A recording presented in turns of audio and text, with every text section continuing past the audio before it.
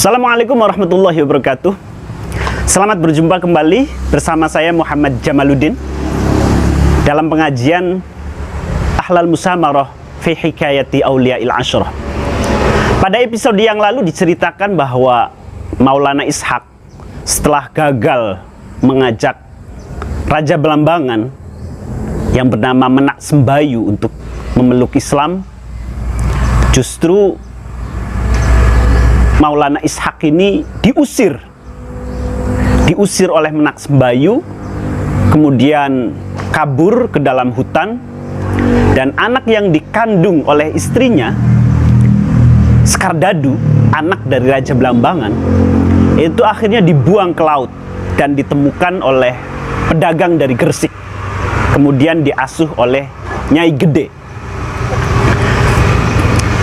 Pada episode ini saya akan melanjutkan cerita bagaimana akhirnya nasib dari Maulana Ishaq ini, yang tidak lain bahwa ia adalah paman dari Sunan Ampel atau Raja Rahmat. Bismillahirrahmanirrahim. Wa amma Maulana Ishaq fa ba'da an ikhtafa fi syi'ab bainal akam wal hidab raja'a ila baladihi a'ni Fasai fi jazirati Sumatra. Jadi setelah Maulana Ishaq ini bersembunyi fi syi'ab bainal akam wal hidam, bersembunyi di jalanan antara gunung dan bebukitan, jadi masuk ke dalam hutan, kemudian naik ke gunung, ke bukit, itu akhirnya roja'a ila baladihi, kembali ke kampung halamannya. A'ni Fasai fi jazirati Sumatra, yaitu daerah Fasai di Pulau Sumatera atau yang kita kenal sekarang Aceh ya. Fasai, daerah Pasai Aceh, Sumatera Barat, dekat dengan Sumatera Barat. Sekarang ini provinsi adalah provinsi Aceh. Wajtama'a bi zaujatihi wa waladaihi, kemudian berkumpul kembali dengan istrinya dan kedua anaknya. Wa akhbaruhuma bi anna lahuma ibnu ammin min jazirati Jawa. Kemudian Maulana Ishaq bercerita kepada istri dan anak-anaknya bahwa dia memiliki saudara. Dia bertemu dengan saudaranya di jazirati Jawa, di Pulau Jawa, yaitu anak dari bi anna lahuma ibnu ammin. Jadi anak dari paman ya, ibnu ammin min jazirati Jawa fi qaryatin yuqalu laha Ampel. Jadi artinya bahwa dia bercerita kepada kedua anaknya ada pamannya yang ada di Jawa. Karena Maulana Ishaq sendiri kan paman atau adik dari Ibrahim Asmoro, yang tiada lain adalah ayahnya Sunan Ampel. Jadi adiknya, saudaranya dari Ibrahim Asmoro, kemudian Maulana Ishaq. Jadi Maulana Ishaq ini posisinya sebagai paman dari Sunan Ampel. Nah, dia bercerita, Maulana Ishaq ini bercerita kepada kedua anak dan istrinya bahwa di Jawa dia memiliki keponakan yang tidak lain adalah paman Ibnu Amin, anak dari paman, yaitu anak dari paman anaknya, maksudnya paman anaknya Maulana Ishaq. Fi qaryatin yuqalu Ampel, yang berdiam di Ampel, min wilayati Surabaya, yaitu termasuk daerah Surabaya. Ismuhu Sayyid Rahmat, yang bernama Sayyid Rahmat. Wa annahu awwalu man yatadayyanu bidinil Islam. Kemudian Raden Rahmat ini termasuk orang Islam pertama yang ada di Pulau Jawa. Pendatang Islam pertama, awwalu man yatadayyanu bidinil Islam, wa annahu imamun lil muslimin. Dan Maulana Sunan Ampel ya, Sunan Ampel bukan Maulana Ishaq. Sunan Ampel ini keponakannya ini termasuk pemimpin pemuka agama Islam, orang-orang Islam yang ada di situ. wal auliya was solihin, pemimpin, beberapa wali dan orang-orang saleh. Yu'allimun nas ilmu syariah wat tariqah wal haqiqah. Yang di sana tugasnya adalah mengajarkan kepada umat Islam, pemeluk Islam yang baru, tentang ilmu syariat, tariqah dan haqiqah. Nah, ini penting ini. Jadi Sunan Ampel ini adalah termasuk yang termasuk madhabnya itu ya madhab Syafi'i ya, yang kita kenal, karena mengajarkan ilmu syariat, tarikat dan hakikat. Pasti aswaja ini. Sunan Ampel ini pasti aswaja karena ada trilogi ini, bahwa syariat ini termasuk dimensi eksoteris, dimensi zahir dari agama, fikih, syariah itu dimensi zahir. Kemudian ada dimensi batinnya, yaitu hakikoh atau tasawuf. Lah, jalan menuju jembatan antara dimensi eksoteris dengan dimensi esoteris, dimensi batin, hakikoh, itu adalah melalui jalan tarikat. Jadi di dalam Islam itu ada 3 dimensi. Ada 2 dimensi ya. Di dalam agama itu ada dimensi, 2 dimensi. Yang pertama dimensi eksoteris, dimensi luar, zahir, dan ada dimensi batin atau esoteris. Yang eksoteris ini adalah syariat. Sedangkan yang esoterisnya itu adalah hakikat atau kita kenal dengan tasawuf, sufi, ihsan. Dalam hadis Nabi, iman, Islam, dan ihsan. Tauhid, Islam, syariat, ihsan, hakikat. Jadi al-ihsan itu kan anta'budallah ka'annaka tarahu fa'illam tarahu fa'innahu yaroka. Jadi beribadalah kepada Allah seolah-olah engkau melihatnya. Kalau engkau tidak melihatnya, sesungguhnya Allah melihat kamu. Ini adalah dimensi syariat. Jadi Sunan Ampel mengajarkan, mendakwahkan Islam di Nusantara ini, khususnya di Ampel, di Jawa Timur, di Surabaya. Ini mengajarkan ilmu syariat juga ilmu hakikat. Yang jembatannya untuk menuju dari dimensi eksoteris menuju dimensi esoteris, dari zahir ke batin adalah melalui tarikat. Walam yalbus Maulana Ishaq ba'da ruju'ihi la fasai illa ayyaman qalaila. Ila sab'atu ayyamin wa mata. Jadi setelah Maulana Ishaq sampai di kampung halamannya di Pasai, itu tidak lama, sekitar 7 hari beliau meninggal dunia. Jadi tidak lama, sampai sekitar 7 hari itu kemudian meninggal dunia. Waja'a lis-sholati alaihi al-ulama wal auliya, dan di hari kematiannya itu banyak sekali ulama dan aulia yang mensolati jenazahnya. Wa ba'da an sallu alaihi hammaluhu ila maqbaratin hunaka yuqalu laha Tamansari. Setelah disolati, kemudian jenazahnya dibawa ke makbaroh yang dikenal dengan nama makbaroh Tamansari. Dibawa dan dikubur di situ. Nanti kita bisa cek ya, ketika kita ke Aceh, ke Pasai, itu ada kuburan yang dinamakan atau makbaroh ya, komplek perkuburan itu dinamakan Tamansari. Disitulah Maulana Ishaq dikubur.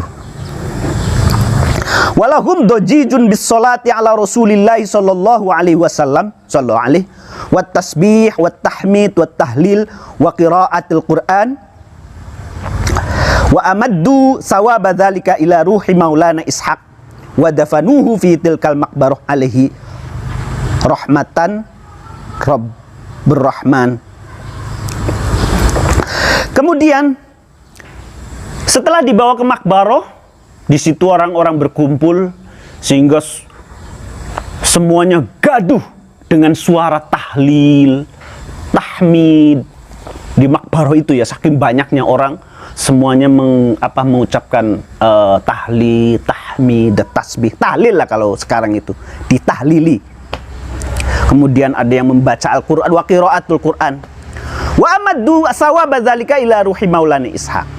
Yang mana tahlil, tahmid dan tasbih qiraatul Quran ini pahalanya ditunjukkan kepada Maulana Ishaq. Jadi ini penting. Ini memang perdebatan di antara ulama. Apakah misalnya pertanyaan begini, apakah ketika kita membaca Quran atau tahlil di makbaroh, di kuburan seorang wali misalnya, atau di kuburan orang tua kita, itu secara otomatis pahala dari tahlil dan qiraatul Quran itu sampai kepada mayit atau tidak? Nah, ini ada perdebatan di antara ulama. Ada yang mengatakan ya sampai. Tapi ada yang mengatakan belum tentu. Kalau misalnya kita berdoa setelah kita tahlil dan membaca Al-Quran itu, kita berdoa agar pahalanya dikirimkan kepada mayit, maka itu pahalanya akan sampai. Makanya biasanya ada doa setelah baca Quran, setelah tahlil itu, Allahumma awsil thawaba ma qara'nahu minal qira'ah min suratil Fatihah wal mu'awwizatain misalnya, wa surati ayatil kursi dan lain-lain. Biasanya ada doa itu. Nah, ini sebetulnya untuk menunjukkan bahwa pahala dari bacaan qiraah yang dibacakan dari tahlil itu ditunjukkan kepada mayit. Nah, makanya di sini disebut wa amaddu thawaba dzalika ila ruhi Maulana Ishaq. Wa tafanuhu fi tilkal makbaroh, dikubur di makbaroh itu. Wala zalat tansabbu alaihi saha Ibrahim Ridwan. Hadza makana min amri Maulana Ishaq. Kemudian selalu mengapung ya awan-awan kemurahan, awan-awan keridhaan, awan-awan rahmat itu di atas makamnya Maulana Ishaq. Wa amma makana min amri waladaihi as-sayyid Abdul Qadir wasayyidah Saroh fa innahuma ba'da wafati abihima tasyawara fi amrihima fajtama'a ra'yahuma ala siyahah fil ardi fasaha fil ardi wajaba al-qaffar wal bilad hatta wasala ila baladin yuqalu lahu Adan. Jadi setelah Maulana Ishaq meninggal, maka kedua anaknya yang bernama Sayyid Abdul Qadir dan Sayyidah Saroh, jadi laki-laki dan perempuan, Sayyidah Saroh dengan Sayyid Abdul Qadir, ini Sayyid karena kan masih keturunan Nabi, jadi jalurnya itu kan Jumadil Kubro ke sana lah, ya seperti Ibrahim Asmoro itu, Ibrahim Samarkan itu, jalurnya sama. Ini ada silsilahnya di awal kitab ini. Setelah kematian ayahnya, mereka bermusyawarah, mereka berdiskusi. Tasyawara fi amrihima, soal masa depan mereka. Enaknya kita ini seperti apa kira-kira?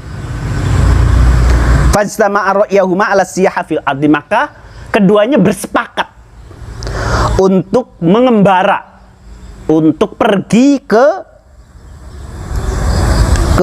Pulau Jawa ya, Fisyaha fil ardi. Jadi mereka berdua bersepakat untuk mengembara, untuk berdakwah. Fasaha fil ardi wajaba al-qifar wal bilad. Kemudian mereka berjalan, awalnya berjalan dari kota, desa, hatta wasala ila baladi yuqalu Adan. Sampai mereka sampai di suatu tempat yang bernama Aden. Aden nggak tahu ya. Wa huwa min jaziratil Arab. Oh, ini jadi mereka sepakat. Salah tadi saya katakan ke Pulau Jawa dulu, belum. Jadi sebelum mereka berdua ke Pulau Jawa, mereka ke Aden dulu. Aden ini salah satu Adennya. Kalau sekarang itu Aden, daerah Aden. Teluk Adennya. Itu ke Jaziratul Arab, Jazirah Arab, salah satu di Jazirah Arab mereka sampai melalui jalan darat. Wa qama hunaka ayyaman. Dan mereka sempat menetap beberapa hari di sana. Summa ruqiba as-safina ila allati tasiru ila Kling. Ahada asyara yauman. Kemudian setelah sampai di Aden, mereka pergi menunggang perahu, menunggang kapal menuju ke daerah Kling.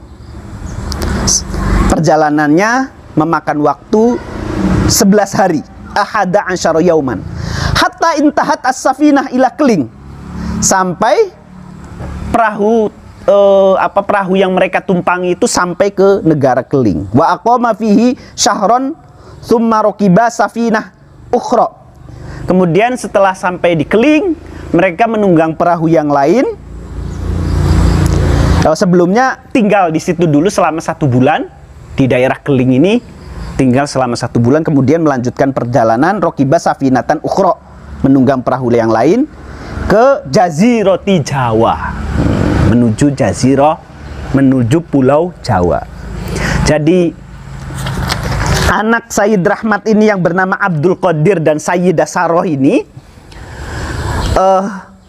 setelah kematian ayahnya mereka mengembara, mereka pergi ke Aden, kemudian menetap beberapa hari, menunggang perahu menuju Kling. Kalau nggak salah Kling itu India ya. Mohon dikoreksi nanti kalau barangkali salah. India, kalau daerah Kling itu termasuk daerah India.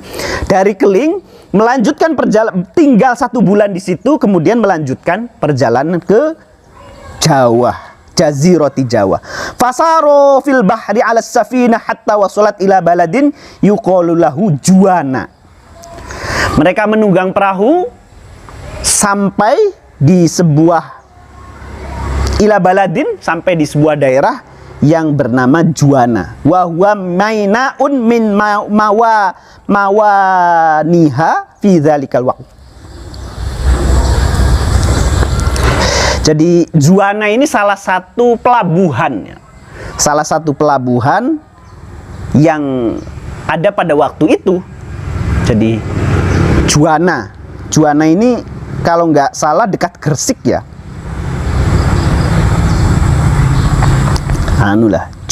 Juwana huwa mainaun min mawani fi dzalikal waqt. Fa kharaja minas safina wa saru qasidina balada Surabaya.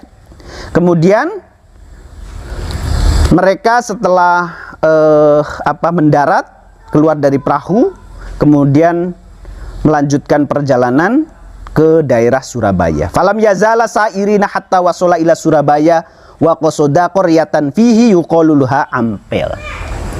Sampainya di Surabaya, mereka menuju Ampel. Karena seperti yang diceritakan oleh ayahnya bahwa di situ ada pamannya. Di Ampel ini ada pamannya, ada anak dari saudaranya yang bernama Raden Rahmat. Wasala an-nas an baiti Sayyid Rahmat fadalla alaihi. Kemudian mereka sesampai di Ampel, mereka bertanya kepada masyarakat setempat rumahnya Sayyid Rahmat. Kemudian ditunjukkan fadalla alaihi. Falamma wajadahu wa dakhala alaihi sallama alaihi faradda alaihima assalam. Fasalahuma an ismihima wa baladihima wa waladihima wa walidihima faqala lahu as-sayyid Abdul Qadir ismi Abdul Qadir wa hadza ukhti ismuha Saroh. Kemudian setelah sampai di rumahnya Sayyid Rahmat, mereka mengetuk pintu dan mengucapkan salam, kemudian jawab, dan Sayyid Rahmat bertanya siapa namanya kepada kedua orang tamunya ini, namanya siapa, berasal dari mana, dan apa keperluannya, siapa bapaknya. Faqala lahu Sayyid Abdul Qadir, kemudian Sayyid Abdul Qadir menjawab, ismi Abdul Qadir, nama saya Abdul Qadir, wa hadza ukhti, dan yang di samping saya ini adalah saudara perempuanku yang bernama Saroh, ismuha Saroh, wa nahnu min ahli Fasai min jazirati Sumatra, dan kami berdua adalah orang Pasai, jazirati Sumatra, dari pulau Sumatera. Wa abuna ismuhu Maulana Ishaq wa tawaffa al-an wa qad tawaffa al-an wa qad akhbaruna fi hayatihi bi anna lana qoriban ismu as-sayyid Rahmat. Dan nama bapak saya itu Maulana Ishaq yang tidak lama meninggal. Sudah dalam waktu tidak lama kemarin itu meninggal. Wa qad tawaffa al-an wa qad akhbaruna fi hayatihi bi anna lana qoriban ismu as-sayyid Rahmat. Ketika bapak saya masih hidup, sempat bercerita kepada kami bahwa kami memiliki saudara yang berdiam, yang bermukim di Ampel, bernama Maulana Ishaq, bernama Sayyid Rahmat. Wa huwa mustautinun fi qaryatin yuqalu laha Ampel. Bermukim atau berdiam diri di Ampel. Min Kuro Surabaya, dari daerah Surabaya. Min Jazirati Jawa, Pulau Jawa. Wa qad sara imaman lil muslimin hunaka, dan menjadi imam, menjadi pemimpin dari orang-orang muslim yang ada di sini. Faqala Sayyid Rahmat annakuma idzan la akhawayya abukuma